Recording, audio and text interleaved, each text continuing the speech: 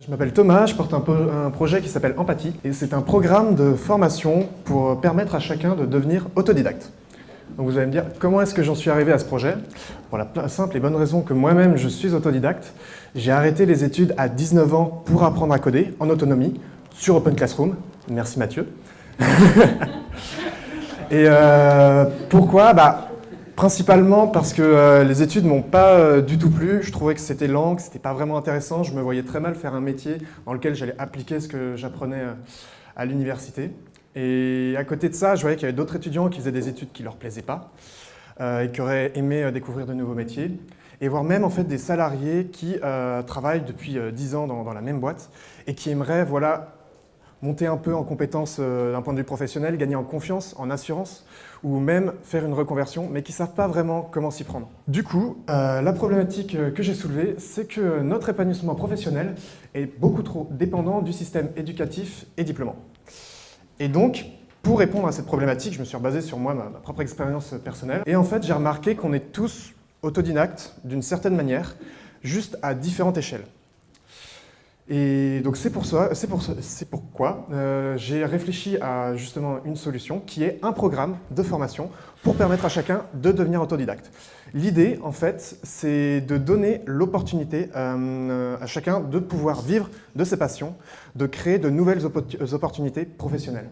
Et donc voilà, donc la solution, c'est un programme qui dure 1 mois, qui est en présentiel, du one-to-one, qui mixe à la fois du coaching et de la formation.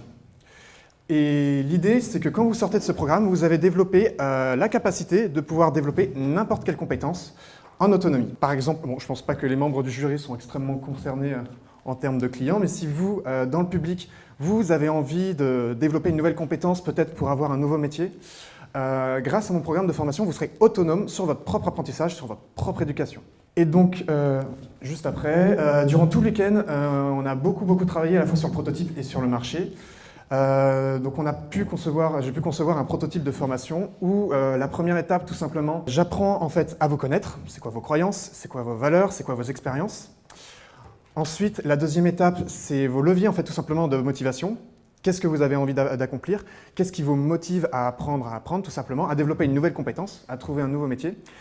Et la dernière étape, c'est tout simplement la transmission des valeurs et des croyances d'un autodidacte, ainsi que les méthodologies d'apprentissage et de certains outils d'apprentissage, notamment comment bien apprendre à se servir de ce qu'on a sous la main. J'ai conçu ça durant tout le week-end, et à côté, avec mon équipe, composée de Hugo, Valentin, Grégory, Danaï et Raphaël, on a pas mal travaillé en fait sur le marché, donc on a fait beaucoup de tests, parce que de base, je suis arrivé, j'avais énormément de théorie, mais j'avais rien validé du tout.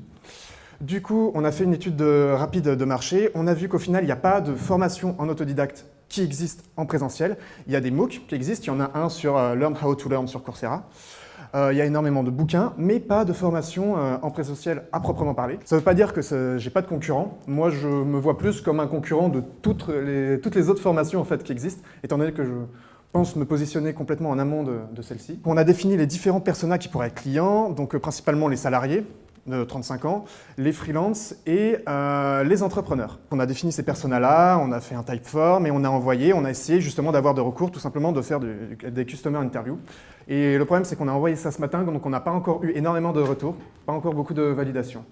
À côté, on a essayé de réfléchir à un autre secteur qui serait le B2B2C, où là, ça serait d'aller voir directement les directeurs de formation en entreprise, pour justement leur dire, voilà, moi je vais venir et je vais former en fait vos salariés à être plus autonomes, à prendre plus confiance en eux, à prendre plus d'assurance, et ça peut potentiellement vous éviter de dépenser énormément dans d'autres formations au fur et à mesure. Pour terminer, les next steps, c'est tout simplement en fait de valider l'un de ces deux marchés, voir en fait celui qui potentiellement serait le plus rentable en termes d'ROI et tabler à fond dessus et rester focus uniquement sur un seul. Et ensuite,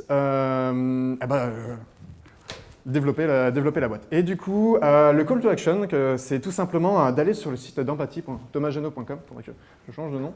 Et si potentiellement vous-même vous êtes intéressé, ou si jamais vous connaissez quelqu'un qui est dans cette thématique-là, qui pourrait être intéressé, invitez-le à aller sur mon site. Merci à tous. J'aimerais bien savoir du coup comment t'évalues ça. Yes, c'est une très bonne question. Alors l'idée, c'est qu'en fait, donc, le programme il dure 1 mois. Et à la fin du programme, j'apprends en fait tout simplement au client à utiliser un outil de tracking, c'est juste une méthodologie, qui va lui permettre en fait de lui-même mesurer son évolution sur son propre apprentissage. En gros, l'idée c'est qu'une fois qu'il sort du programme, s'il a envie de développer une nouvelle compétence et ainsi de suite, eh bien, il va le faire en autonomie grâce à justement tout ce que je lui ai transmis et tout ce que je lui ai appris. Et au fur et à mesure, chaque jour, il va mesurer, il va se dire voilà, aujourd'hui j'ai appris ça et ainsi de suite, pour pouvoir voir de manière concrète comment est-ce qu'il avance en fait dans son apprentissage. Qu'est-ce qu'il faudrait plutôt faire et ainsi de suite. Et donc il le fait principalement pour lui, mais moi ça me permet tout simplement en fait de voir voilà, au bout de 1, 2, 3 mois à quel point ma formation a été efficace. Et ensuite ce sont des chiffres sur lesquels je peux tout simplement m'appuyer pour montrer la notoriété de ma formation, voire même récupérer du feedback et améliorer la formation derrière. Il faut faire attention parce que l'auto-évaluation, ça peut être un bon outil pour certaines choses, mais en même temps, tu peux avoir plein de biais. Et du coup, l'évaluation que tu vas avoir par rapport à ça, elle est peut-être à côté de ce que toi tu cherches à... Ok. Donc ça, il faut que tu fasses attention. Complètement. Encore une fois, tout ce qu'on a développé durant le week-end, il y a énormément en fait, de théories et j'ai beaucoup de choses à prouver. Donc j'ai au moins eu la chance de trouver en fait, mon premier client durant le week-end. C'était un peu mon objectif, qui est dans le customer segment des salariés. Donc justement, dès les prochaines semaines, je vais pouvoir commencer à tester concrètement le programme, ce qui marche pas, sur du B2C. Après avoir, je pense que je vais creuser aussi le B2B2C et voir si ça reste rentable ou pas.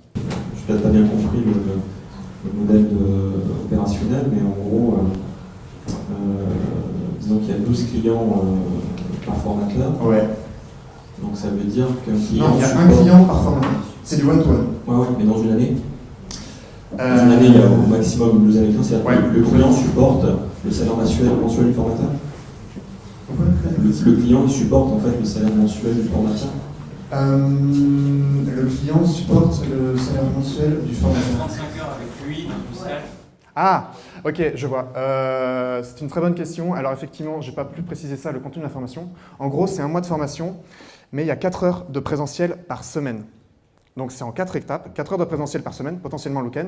Et en fait, durant toute la semaine, il y a un travail de fond, c'est-à-dire que chaque jour, tu vas recevoir une newsletter tout simplement le matin, et tu vas avoir des challenges à mettre en place pour appliquer de manière concrète ce que tu as appris en mode coaching dans ta vie au quotidien en fait. Et donc il y a un travail qui est fait durant tout le long, pour qu'au fur et à mesure de la formation, tu développes justement ces nouvelles habitudes, ces nouvelles croyances de celles d'un autodidacte, tout simplement. Donc au final, c'est une formation qu'on peut très bien suivre en parallèle de son taf en fait. On n'a pas besoin d'arrêter ou de prendre le risque justement d'arrêter son travail pour se faire former là-dessus.